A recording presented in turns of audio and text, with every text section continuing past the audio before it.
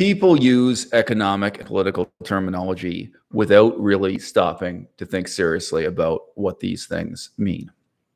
I've seen another YouTuber, vegan foot soldier, referring to what happened in Chiang Mai, Thailand as a kind of Ponzi scheme. Or he reports that some of the viewers of his channel have said to him that he remembers what happened with Freelee and Durianrider, the short-lived vogue for vegan activism in Northern Thailand and Chiang Mai. He remembers it with rose-colored glasses. His audience complains, and they suggest to him that instead the whole thing was something like a Ponzi scheme. I'd suggest here a very different economic concept, the idea of a gold rush and a gold rush mentality. A Ponzi scheme is a scam. If people are involved in a Ponzi scheme, they're selling something that isn't real. They're selling coupons or tickets that have no real value. They're offering you an investment in a gold mine that isn't actually producing gold, or the gold mine doesn't even exist, right? A Ponzi scheme is just moving around people's money to create the illusion of an investment opportunity when in fact there's no opportunity there at all. A gold rush is something very different, right? A gold rush means that some people are getting rich. A few people are getting rich. And that mass hysteria, mass optimism is inspired by the success of those people, however few they are in number. So it's irrational, and it normally leads to a disaster, the gold rush mentality. But it's nevertheless something real rather than something unreal. Maddie Limburner bought herself an airplane ticket to Chiang Mai, Thailand. She went to this festival, this great meeting of the minds organized by Durianrider and Freelee. She met the great masters. She met Durianrider and Freelee. She got their blessing. She got their training. She got their advice. And she never had to work a regular job again in her life. Maddie Limburner, not a terribly good-looking girl. Sorry, if you look at any photograph of her face, it doesn't have perfect kind of lighting and makeup or whatever.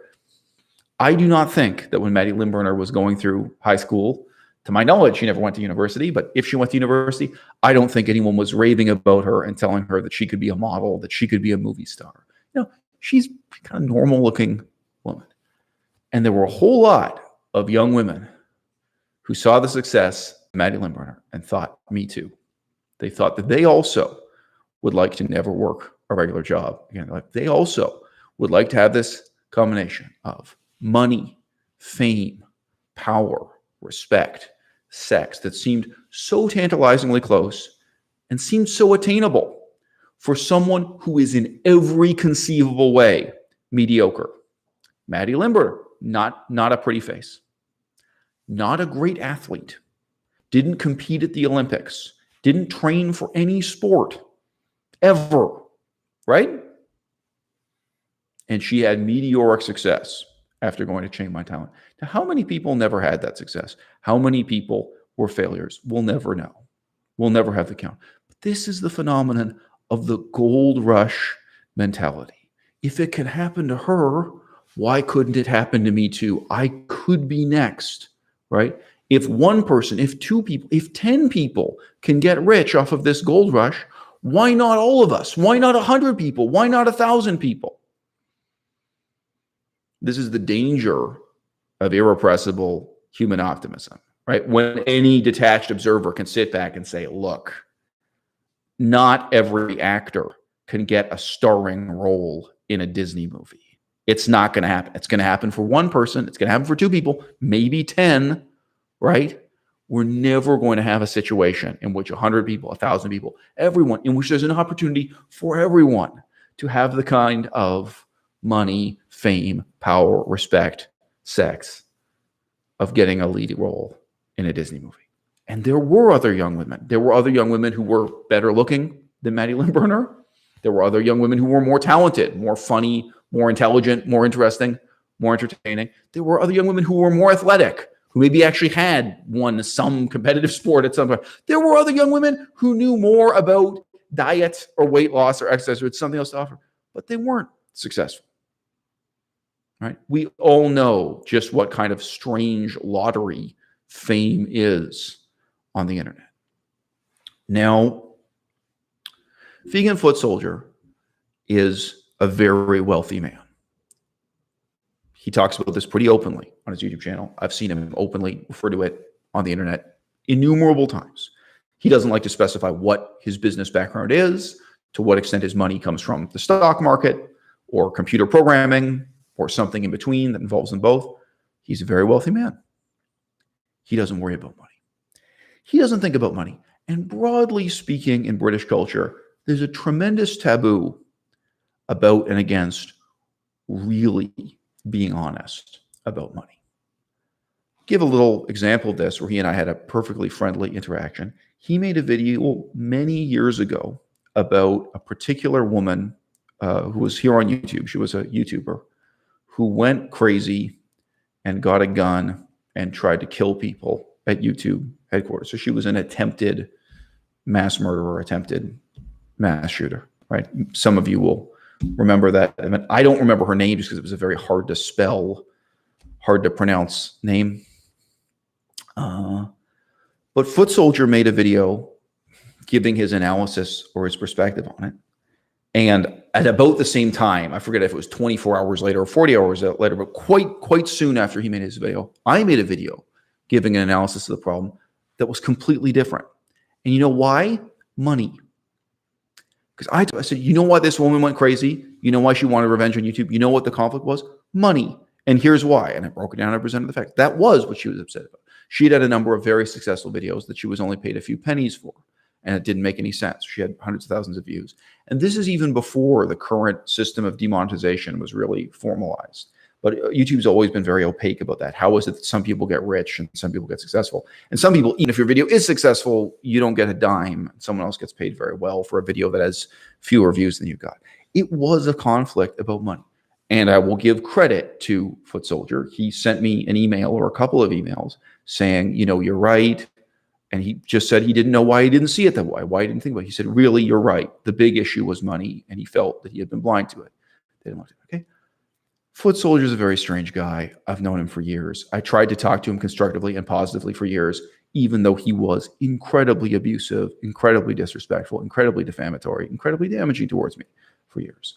Publicly and privately, this guy said hurtful and heartbreaking things to me and about me for years, completely unprovoked. I can give some examples just to spice up this video. I'm not bent out of shape about it, but I mean, Foot Soldier, he is one of the worst people I've ever had to deal with on the internet. And I can say this honestly. Foot Soldier, from my perspective, in my opinion, you're worse than Durianrider. Right? And I can tell you why. Today, I can send an email to Durianrider and he will give me a very respectful and appreciative reply.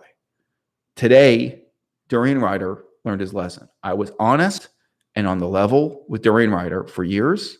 I never lied to him. I never manipulated him. I proved to him that I was a person of substance and personal integrity. And eventually, Durianrider accepted that and he completely changed his attitude toward me. And he now talks to me with real respect. You know, that's who Durianrider is to me today. I mean, if there was some reason, I do get replies from him whenever something comes up that I write to him about. And if I asked him to take down a video off of his channel, he would do it for me. He's done it. He's volunteered to do it in the past. He took down videos that were denouncing or defaming me. Okay? So it was possible to get through to Durianrider. It was possible to earn his respect and get him to treat me with dignity and to recognize that I was a person of integrity and that I was being honest on the level. Okay? With Foot Soldier, it's impossible, no matter how hard you try for how many years. Foot Soldier would continue to say that I was someone who was delusional, lying, and manipulative, no matter how honest I was being, and no matter how thoroughly I could prove that I was being honest. Because most of the stuff I was allegedly lying about, it's like, dude, here's the exact email, or here's the exact screenshot, or here's the video, like the 3-minute mark. Here's where I said that, no, I could prove that I was being on the level. And Foot Soldier is someone who could never be on the level back. So Foot Soldier, you now are taking a moment to look back at the rise and fall of the Chiang Mai scene in the history of the vegan movement in the last 5 years. And you are asking the question, what went wrong or what was wrong with the vegan movement in Chiang Mai? Foot soldier, the answer is you. The answer is people like you, foot soldier, but you personally were the worst of the worst. Okay? The problem with the scene in Chiang Mai was people with absolutely no moral integrity stabbing each other in the back over nothing. For no reason, with nothing to gain, tearing each other down. And you did that to me.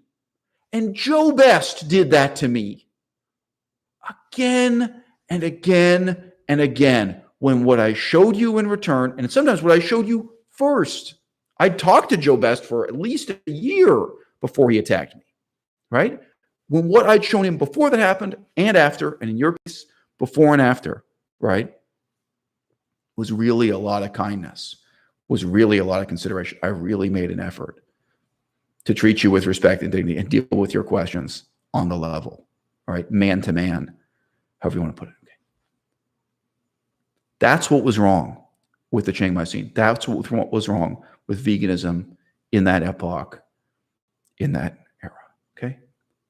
I do not blame for one moment the people that you, foot soldier, are now referring to as being to some extent in a Ponzi scheme, right? I know it's your audience and you answer that you don't see it as a Ponzi scheme, but I do not see the money motive as being the problem in Chiang Mai. Whether you call that a Ponzi scheme or a gold rush, the idea that people were trying to make money. Okay, I'm just going to pause for a moment. Shout out to everyone in the audience. We're doing this as a live stream. If I'm not going to edit it afterwards, it's neither more nor less effort for me to do this as a live stream rather than a pre-recorded video. I've done more than 2,000 videos on YouTube. We have 22 people in the audience. This was totally unannounced.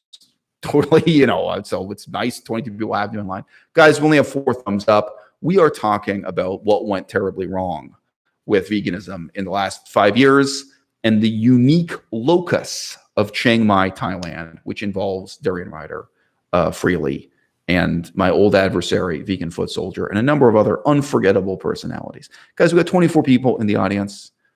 If you don't want to give it a thumbs up, if you want to wait till we're 20 minutes into the video, do so, you can. But if you give it a thumbs up now, more people will see the live stream. More people will have the chance to join while it's still ongoing. So it is kind of nice to get that inertia going in your favor where YouTube sees, oh, there are 22 people in the audience. We got 22 thumbs up. Some more people may be invited. Okay, so guys, I can reply to, comments in the audience. The Fluffy Child 4 asked the great question, why do you disable your comments? What a fascinating question. Do you think, this is a question I've answered before, do you think this is a question that I have answered in the description to like 1,000 of my videos where it says in the description, I'll quote this for you directly, why are comments disabled below my videos? There, I've said that. You'll find that exact statement with that exact link in many of my videos, and that leads you to a video that gives you the answer. Okay, guys? And I'll just say, just to allude to the content of that video, this relates to what I'm saying about Durianrider, what I'm saying about Vegan Foot Soldier, what we could say about Freelee and Vegan Cheetah and many of these other personalities. Okay, guys? It's not worthwhile for you to try to herd cats, right? To try to herd something that cannot be herded, to manage and read and respond to an anonymous comment section from hundreds of people. It's really worthwhile and it's really meaningful to take the time to reach out to one person and say, hey, you're worth it. I'm going to spend a couple hours talking to you.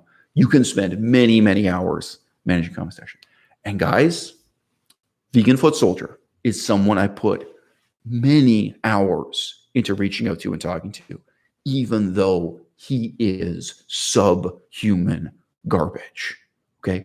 I utterly, morally, and intellectually despise this person. And I can quote you my emails where I made a huge effort to be civil and friendly and constructive. Why? Yeah, partly because I care about the future of the vegan movement, and partly because it's not a test of his integrity. It's not a test of his moral character. It's a test of mine. How good I can be to somebody, even when they don't deserve that. That's a test of my moral character, okay? And he's not the only one. There are so many people. There are so many people who were specifically white people in Thailand. Let's be real. They were specifically people linked to this toxic Chiang Mai scene where I put in the effort. And I can still speak the Thai language.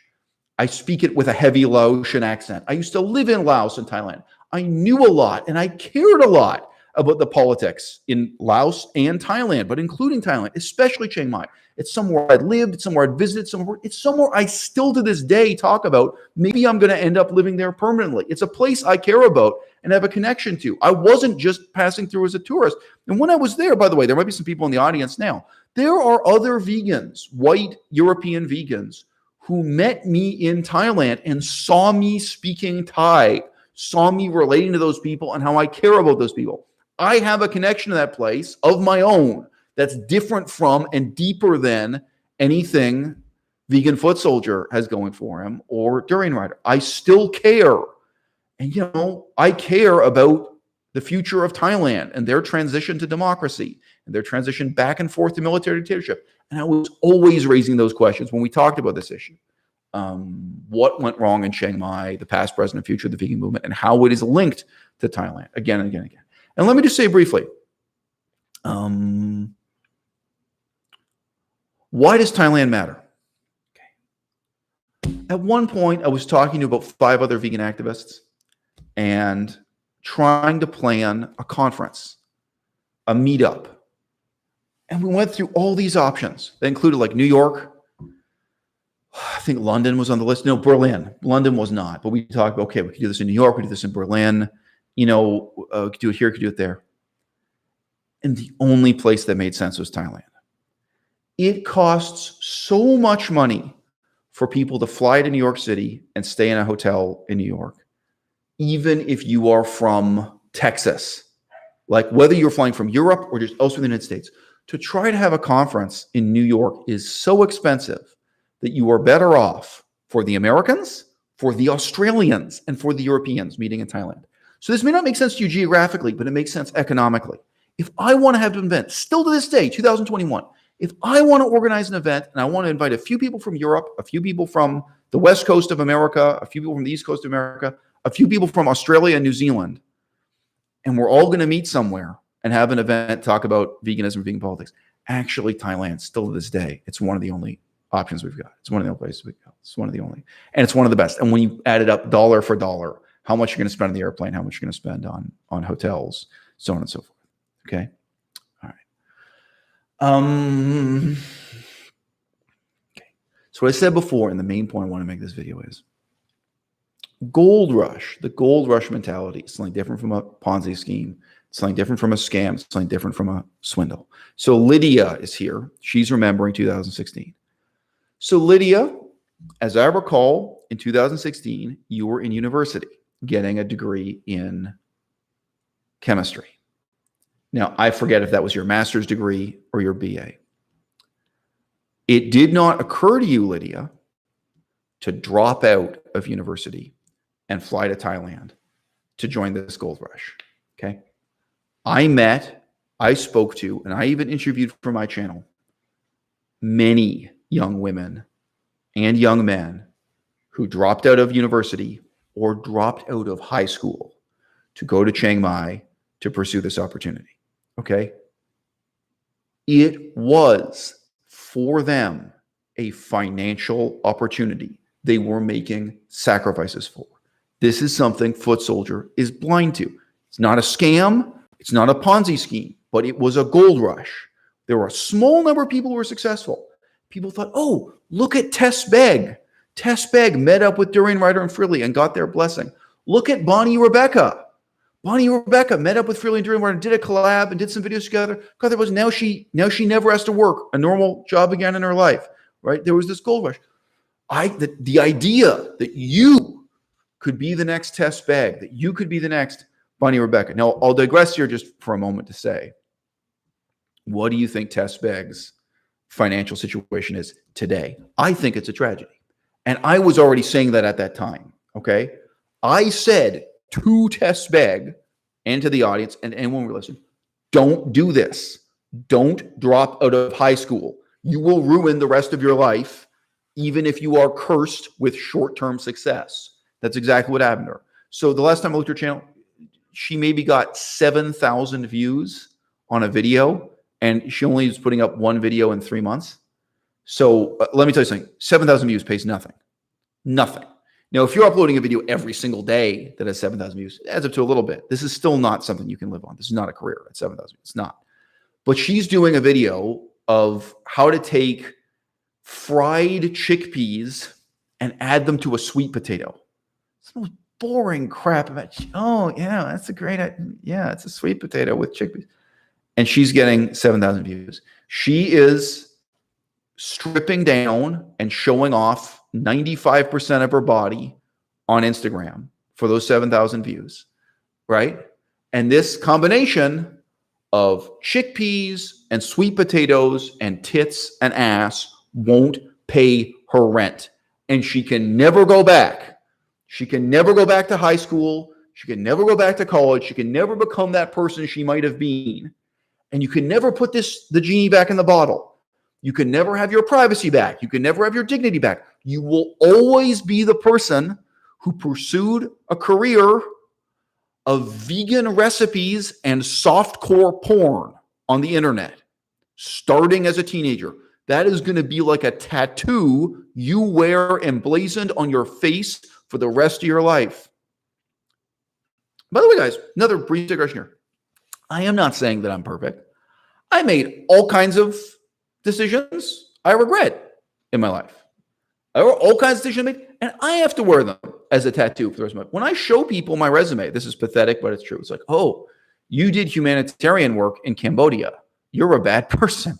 People really look at it that way. People think, Cambodia. What kind of person goes to do humanitarian work in Cambodia? Like, seriously, I deal with it all the time. All right. But I'm not ashamed of what I do with my, I'm not ashamed that I went to Cambodia and did this humanitarian work and I pursued this.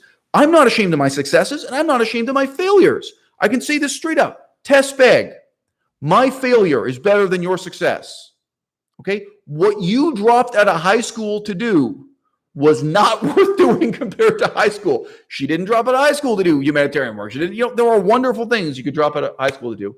To quote myself, one of the statements I made in talking about the ethics of this, and just short-term and long-term implications for your life is, there is a difference between becoming a stripper to pay your way through college and dropping out of college to become a stripper. Now, I've talked about gold rush mentality. I've talked about people ruining their lives. I'm like, from test bag, from my perspective, she's ruined her life. Okay. I want to say this. What if test bag were getting 70,000 views a month instead of 7,000? I would still say she's ruined her life. Okay. Because I think she's traded a meaningful life for a meaningless one. I think there's a life worth living out there. And it's going to start with someone like Test Bag sitting down and hitting the books and really developing their intellectual acumen. Really working hard to become a person of substance, right? Not a person who poses with her ass hanging out of her thong bikini bottoms and who presents you. I mean, she hasn't even been to fucking cuisine school. I'm sorry, but the food is also not worth cooking. It's not worth it. I'm sorry. This is also not elite level cuisine. Oh, yeah, sweet potato with chickpeas. The only thing I can say in favor of her sweet potato with fucking chickpeas is that it resembles a vagina. That's what it looks like, okay? Has artistic merit on that level, but doesn't really hold up as cuisine. Okay, this is not cordon bleu.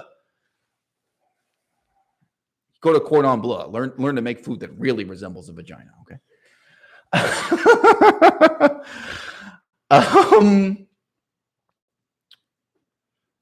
What if she were getting $70,000 instead of? Pardon me. It's a good way to put it. What if she were getting 70,000 views instead of 7,000 views? It would still be the wrong decision. It would still be the wrong decision for her. But what is the cause and effect relationship between someone like her and Durianrider, someone like her and Freelee, someone like her and what happened in Chiang Mai? It's very direct. Okay.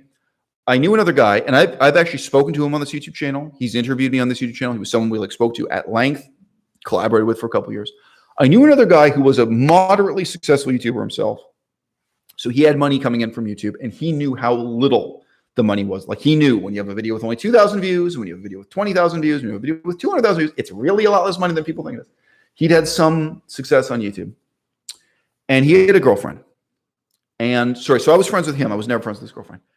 His girlfriend was what you would call stumpy and plain looking. She is just not someone for whom doors are going to open if you show up at an audition in Los Angeles to appear in a soap commercial or a shampoo commercial or to be the leading actress in the next soap opera. Okay? We all got problems in life. Okay? We all got advantages of this. This girl was stumpy and plain. He loves her. She loves him. That's great. I'm all for it. Guys, if you find a stumpy woman, but she's of real intellectual substance, make it work. You know what I'm saying? I am totally capable of being in love with and being married to a woman I consider ugly if she has those other things going for her, intellectually, ethically, morally. Okay? But what we're talking about here is shallow, because we're talking about money, fame, power, respect, sex. So this guy, like I say, he was a vegan and he's a moderately successful YouTuber. And he was someone, just to give a little bit more of the emotional context to this, he was really close to Durianrider. And he went through the process of realizing how bad and evil and wrong what Durianrider was doing, and the extent to which Durianrider was lying to him to his face. So he was talking to me saying like, look, man, you know, he's a friend of Durianrider's, but he now realizes what the situation is. And so, you know, this is a copacetic, you know, it's a well-intentioned situation.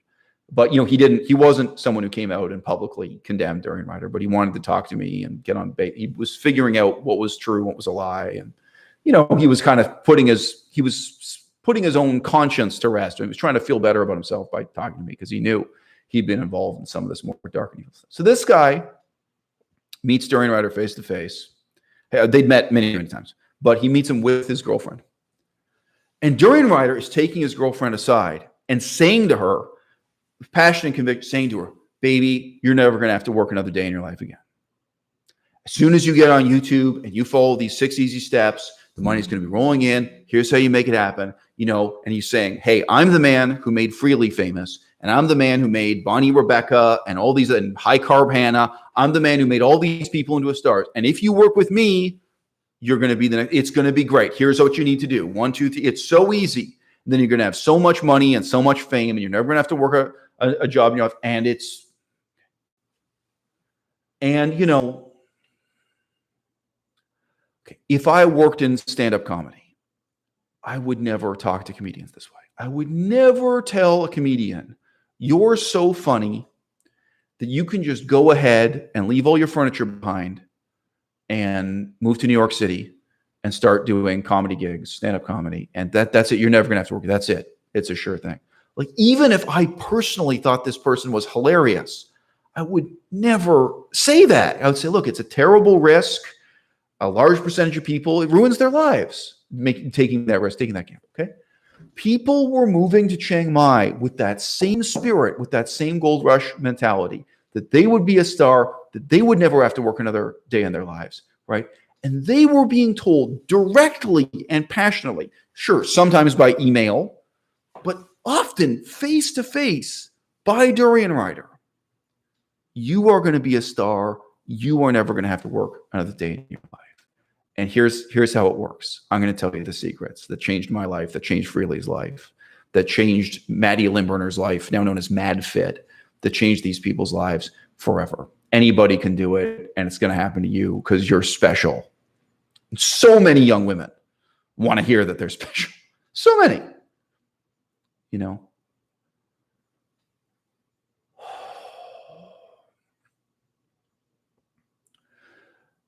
Wasn't a Ponzi scheme. It wasn't a scam. But when someone like Foot Soldier went there, he was blind to this. Because Foot Soldier is already a very wealthy man. I am assuming, based on what he has said publicly, I assume he is a multimillionaire. He is never going to worry about money again. He's never going to worry about work again. And he is also someone who is obsessed with maintaining the secrecy of his face, his name, his identity. He both doesn't want money and doesn't want fame. And he is part of this British culture I've alluded to earlier of just not letting yourself think about money. And that's why he was so wrong in his analysis of that video of the mass murderer, the attempted mass murderer, the YouTube headquarters shooter. And he just didn't think about the financial motive at all. Okay. I've got to tell you something. There was a lot of evil in Chiang Mai Thailand. There was a lot of evil in the whole vegan scene in those years. 2015, 16, 17, 18, I don't think that's evil. I don't think it's evil to want to be adored. I don't think it's evil to want to be famous. You know what I mean? I don't think that those people who made this investment, most of these people, this includes Maddie Limburner. Maddie Limburner literally saved up her money from working as a waitress and working behind the counter as a clerk in a store. Like, she had that kind of job. She saved up her money from doing that for however many years to go on long-term vacation in Thailand. That's what most of them did. Most of these were young women and young men who had, many of them hadn't been to college yet, or they were dropping out of college. As mentioned, it's a huge factor of this, right? And they had saved up a few $1,000s from some Joe job, and they went to live in Thailand for 3 months, 6 months, 2 years. I met and spoke to people. People have been there for years in pursuit of this dream. And a lot of them were already slender, attractive people, male or female. Some of them were fat and hoping that they would have the body transformation story to be part of this rise to fame. Which makes it all quite a bit more pathetic. So guys, it's great. We have 42 people in the audience. There are only 17 thumbs up. If you can, take the time, worth half an hour into this now, hit the thumbs up button, because it'll help other people discover the video. It'll help other people join in our audience while we're live streaming here. I am paying attention to what you guys are commenting. Seems to me you're philosophizing about issues related. I'm happy to see that. I'm happy to have you join me here. It's fine if you're sitting on the fence. You're not sure if it's going to be a good video. You don't have to hit thumbs up. But if you do hit thumbs up and you change your mind later, you can click on thumbs down instead. You can change your mind as it goes. Maybe some of you guys remember this one. Maybe some of you don't. There were 2 women from Eastern Canada, one of whom ended up on the payroll of Plant-Based News. She was an alcoholic by her own reckoning. I remember she was trying to get sober. She was already slim. She had bad acne. She was okay looking. And there was another young woman from Eastern Canada who was really fat and really ugly. And when she was preparing, this just shows how much this really was an investment. It's not a scam. It's not a swindle, right? But this was an investment. They were taking a chance, taking a gamble. This young woman had saved up her money from doing Joe jobs. She was fat. She was ugly. And she committed to spending, I think it was a full year. I think it was even more than 12. She was there for like more than 1 year in Chiang Mai, Thailand. She saved up her money to do this. And what did she do first? This shows how premeditated the fame is. Of course, she started a YouTube channel talking about veganism, how this was going to transform her body and her appearance, right? And she went to Toronto and she interviewed Vegan Gains.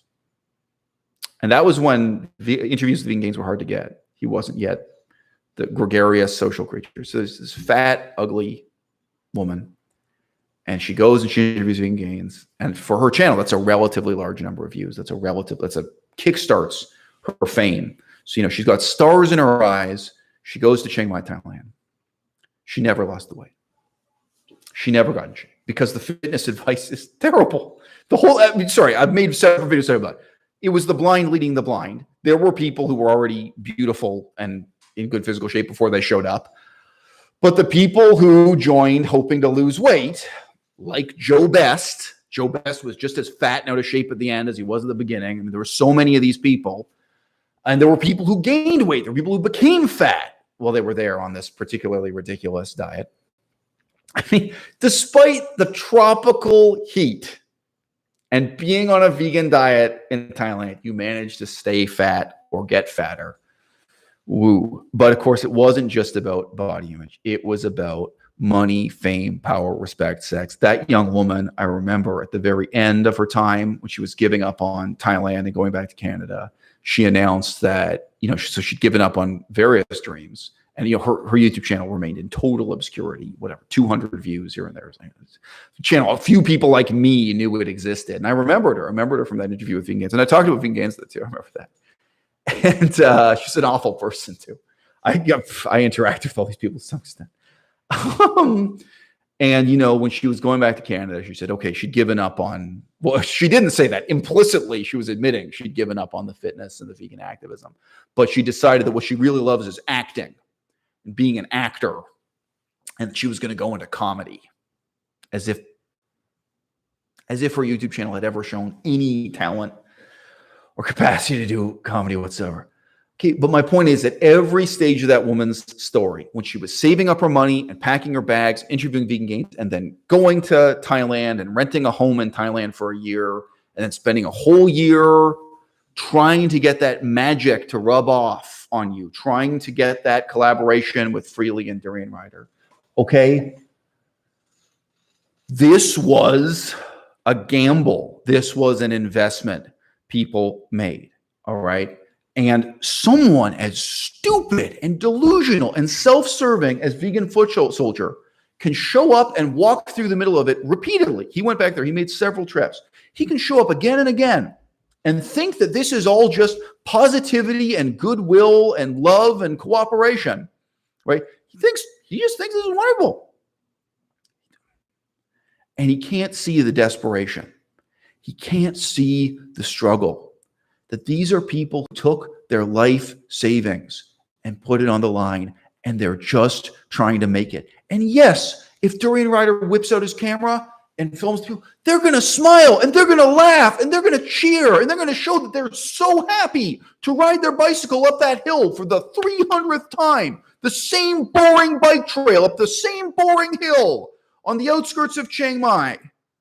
They're going to show that they're so enthusiastic about eating the third-rate food in the sub-basement of a shopping mall in the suburbs of Chiang Mai, Thailand. I've been there. I've tasted the food. I've seen the shopping mall. Like, oh, this is the most wonderful thing. We're all so jazzed. We're all saving the planet.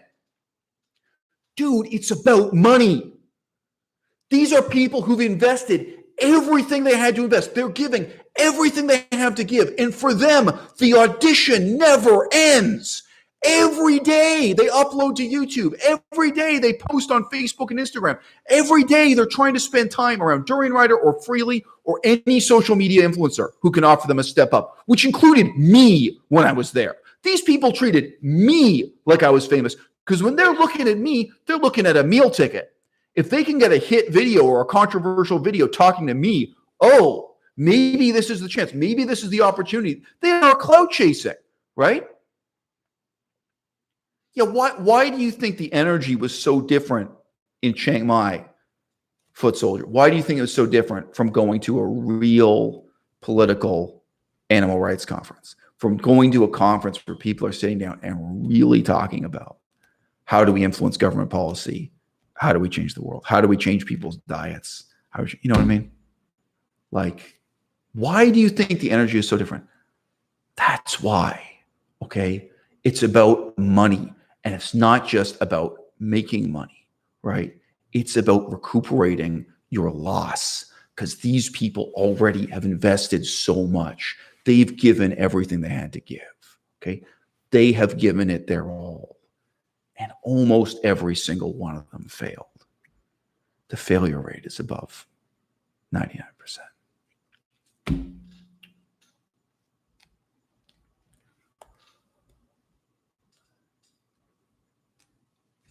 Durianrider was mean to his ex-girlfriend in Chiang Mai.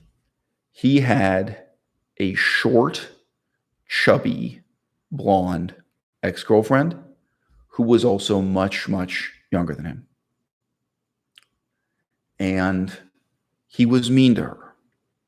To my knowledge, he didn't commit a crime, but he was coarse and vulgar and abusive to her. And many other people in Chiang Mai saw it directly. They were in the room or they were standing in front of the restaurant or on the sidewalk next to her. People recorded it. There were audio recordings and there were some video recordings. And he did unbelievably petty, dishonest, and mean things. There was a conflict about a bike pump and about a bike wheel. You remember this? For some of you, this is like a distant memory now. He accused her of having stolen his computer, and he went to the police. It's like the level of mendacity and just pettiness, right? And, you know, She was shorter than his other girlfriends, and she was chubbier than his other girlfriend. Hey, Durianrider, you chose her. You fell in love with her. I mean, you had sex with her, bro.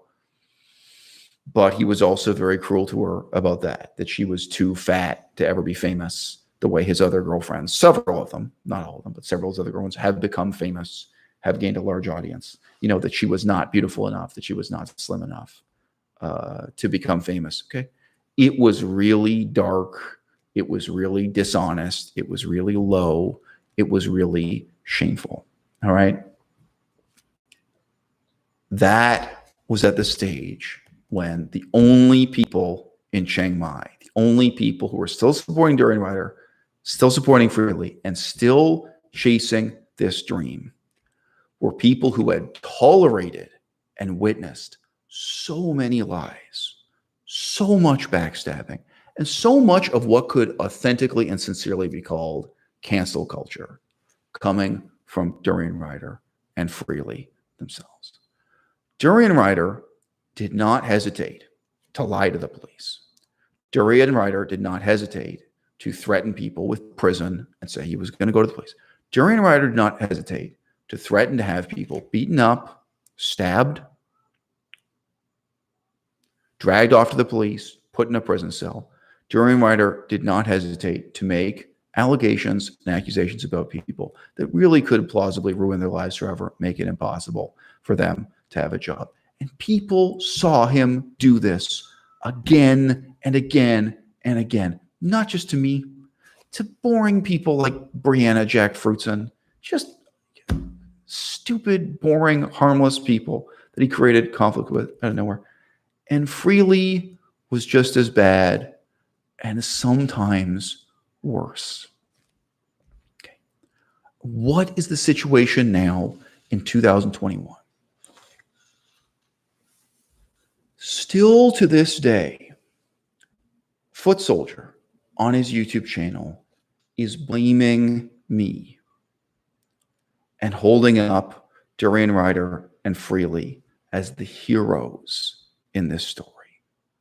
He's claiming that Durianrider and Freelee created a wonderful, warm, positive, encouraging movement in Chiang Mai, and that a small number of people, including me, but especially me, let's face it, I mean, I really destroyed what Freelee and Durianrider were doing at that time.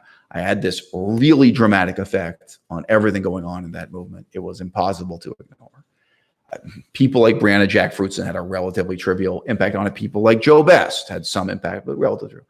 The single greatest breaking point was my intervention in Chiang Mai and what came out of that. And Durianrider threatening me with violence, with credible threats of violence, and my responding by saying, "Where are you at? Let's make it happen. You want to have a boxing match? Okay. You want to go to the police station? Okay. You want to go to court? Okay. I'm down for it. You want to have a debate? You want to talk about veganism intellectually? I'm down for that too. But where I stood up for him when every other person before me had run away and backed down and been intimidated, and I stood up for myself. Okay. That was a huge turning point. It was a huge breaking point. Foot Soldier gives me no credit for that. The story he is telling today is the same story he's been telling since 2016, which is that Durianrider and Freelee were the heroes, and that I am a lying, manipulative, dishonest actor who somehow killed the vibe of what was this wonderful and uplifting movement.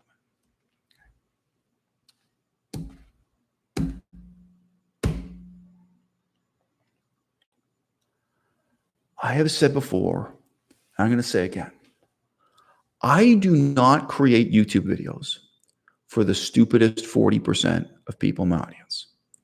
And I do not create YouTube videos for the stupidest 80% of like the potential worldwide audience. Okay? I cannot and I will not make videos that are for people like Vegan Foot Soldier. I am not able to come out here and reach out to people who want to be deluded and try to entice them with the carrot of the truth. I cannot take a carrot and stick approach to motivating you into rejecting this bullshit that you are so committed to believing in and propounding. I can only come out here and be a person of integrity myself. I can't ask anyone else to have integrity for me. I can't ask them to have integrity for their own sake. I can't ask you to care about the truth, about the difference between the truth and a lie. I can't ask you to care about the real world consequences and outcomes of the evil that men do, right? I can't do that. I can just show you, I can just demonstrate what it is to be an intellectual in this movement, what it is to be a person of integrity, to what it is to be someone who refuses to lie, even when it would be convenient for me. And then I get to see how other people react. I get to see who's the most intelligent 20%, who's the most principled 20%, who's with me. Okay. And you know what? It might not be 20%. It might be 2%. It might be that I'm addressing my videos to a minority within a minority within a minority that's absolutely tiny. And I will take my failure over other people's success. I think that my failure is worth more than Tess Begg's success. I think that my failure is worth more than Maddie Limburner's success. And I think that not just the future of the vegan movement, but the future of democracy, the future of politics is going to be shaped by that tiny minority of people who really have integrity, who really have the right motivations, who really care, and who are not just trying to get rich by posting pictures of their ass and trying to sell you a cookbook so that you too can stuff chickpeas into a baked potato. Okay? That's the principal decision that I made many years ago and coming on here on YouTube. And you know what the tragedy is? You know what the strangest irony of all is? You know who ultimately responded to this was Durianrider himself. Not you, foot soldier. You never figured it out. You never turned around. Not Vegan Ava. Not so many people who still hate me to this day. Not Paul Bashir, like not the leader of Direct Action Everywhere, not Wayne Seong, not the leader of Anonymous for the Voiceless, Paul Bashir. All those people are scumbags. But the guy I criticized most harshly and most directly, and the guy whose life I destroyed, like, let's be real. The impact I had on Durianrider's life was devastating. Okay? And I've even made videos in the past saying that I felt bad about it. I've made videos saying, look, I am going to be sad if this guy ends up in jail. He wouldn't be in jail for the rest of his life, but he could be in jail for 5 years. I would feel bad about that. Like, I'm trying to do the right thing for the vegan movement, but it's sad for me to see how this whole guy's life is ruined. I had a huge impact on that guy's life. But you know what? There were false rape allegations made against him. There were several false rumors made up against him. And even though it might be convenient for me, if I were just motivated by drama and fame, for me to jump on that bandwagon, for me to join in the lie and defame and denounce him, I didn't. I did the right thing because it was the right thing to do. With those specific rape allegations, I had direct knowledge that they were a lie. I knew the people involved. They had talked to me. There have been videos talking through the whole timeline. It might be convenient for me to just jump on blackening his character. And of course, I got a lot of backlash, but I have to say, no. I know about some bad things Durianrider has done. I've analyzed and discussed them. I know about some bad health advice. I know about all kinds of bad things he was doing. But you know what? I happen to know that these allegations made up against him are false and badly motivated. Here's what I have to say, in effect, in his defense. And he saw that and he cracked. He realized, he admitted to himself that I had been telling the truth about everything all along, not just when it was convenient to me, not when it just suited my short-term self-interest. Okay? And that's what I have to ask of you and you and you. And I can ask it of Foot Soldier, but I'm never going to get it from him because he's a person of zero integrity. All right? Each of us has to examine the ledger of our own moral conscience and come to a conclusion. Am I going to be a person of integrity or not? Am I going to tell the truth when it matters? Am I going to do the right thing just because it's the right thing to do?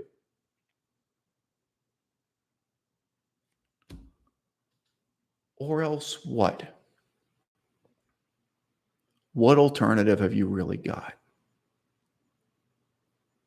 What is it that's been promised to you if you give up your integrity? So I got to tell you something. You can sell out.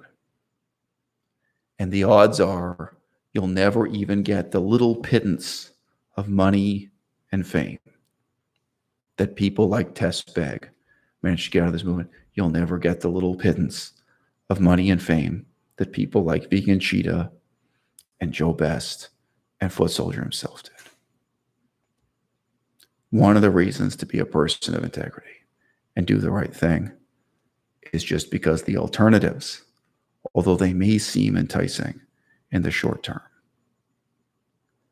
they will leave you with nothing.